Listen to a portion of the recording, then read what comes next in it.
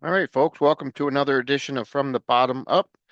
We've got today none other than Cinderella, Long, Cold Winter, which oddly enough came out in the summer, July 5th, 1988. Mercury Records peaked at number 10 on the charts, went triple platinum, produced by Andy Johns, Tom Kiefer, and bassist Eric Brittingham. So Cinderella for this album. Obviously Jeff LaBar on guitar, Tom Kiefer on vocals and guitar, Eric Brittingham on bass.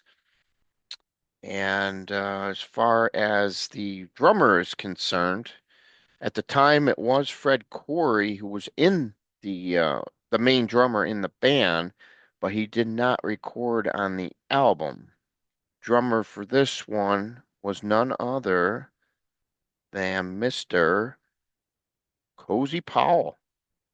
He played on the drums on all the tracks except one, and that song would be Second Wind, and Denny Carmassi from Heart, among other people he's played with over his time. He joined for the one song. So interesting take there, but let's bring you up to speed on this album. Um, so Tom Kiefer's pretty much in charge of everything with the songwriting here. And we're going to quickly go through here and give you the rundown on the songs. Number 10, we've got Fire and Ice, which this is one of those albums there's not really a bad track on them. There's a couple ones that are okay, but nothing that's bad. I like every song on this album, including Fire and Ice, which is one of the heavier songs on the album. Um, Just doesn't quite catch me as much as some of the others. That's why I've got it at number 10. Number 9 is the If You Don't Like It, which featured the songwriting of course, Tom Kiefer, because he wrote every song on the album, but this is the only one he gets a little help with, and that's Eric Brittingham, who gets a co-write on this one.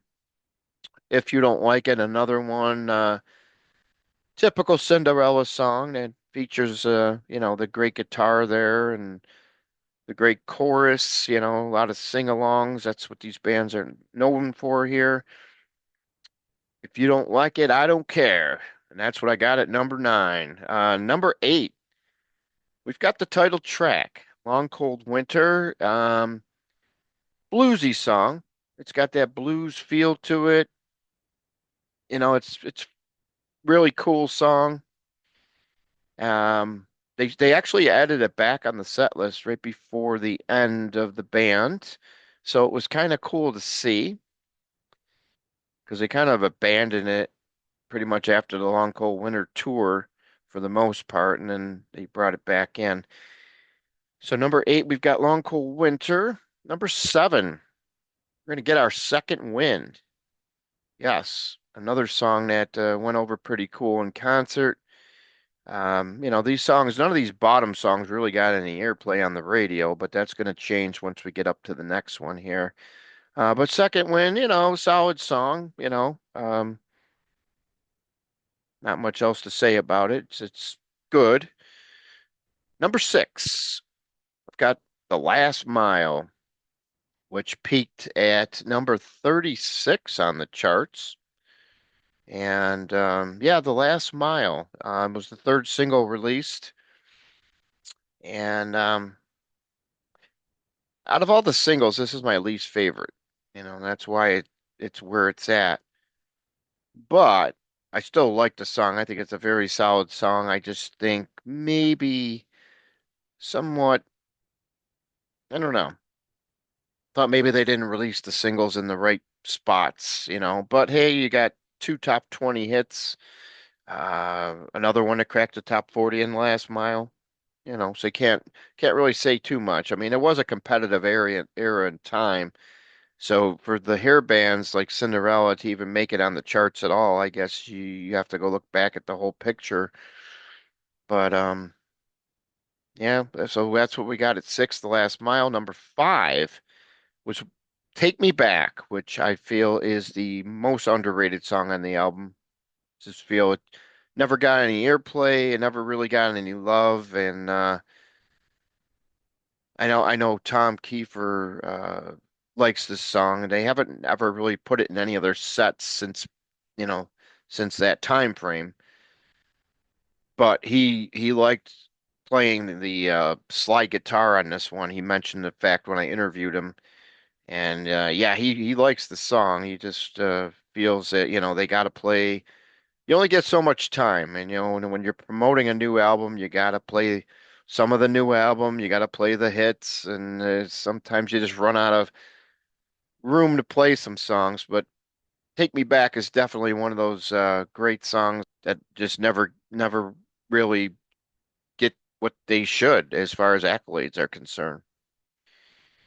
Number four, we've got the opening song on the album, which they combined it, calling it Bad Seamstress Blues, Falling Apart at the Seams. Um, this is something they've played pretty much throughout their whole career. Tom still plays it solo, you know, and he used to have the acoustic guitar on a stand. He'd play the introduction with the scarves on it, and then when the song starts kicking in, the falling apart at the seams, Road Guy would take the guitar away, and Tom Kiefer would just rip right into falling apart at the seams. And what a great opener! They opened up with this one many times throughout their career. They actually used Bad Seamstress Blues as an opener and played the More Things Change on the Heartbreak Station tour. So they did a lot of different things with it. And yeah, I love Falling Apart at the Seams. Just a fast-paced stomp on your, just kicks it right into gear, man. Great opening track, no doubt. It's going to take us to number three, and we've got the big single here, Nothing More Than Coming Home, which peaked at number 20. Yeah, this one is great. I've always loved this song. Usually played in the middle of the set to kind of perk things back up. And yeah, Coming Home, definitely a great, fantastic song. And I think this one's definitely one that most people know. It's definitely just a strong song. And that's going to take us to number two. And we've got the big song, which of course was Don't Know What You Got Till It's Gone. Number 12 on the charts. This was the big song that helped propel the album up to the platinum status here. And yeah, just a great song. I still remember the images of him being up in the air on the Long Cold Winter tour when they were headlining, and then the piano would slowly go down to the ground. Man, just a great moment in time.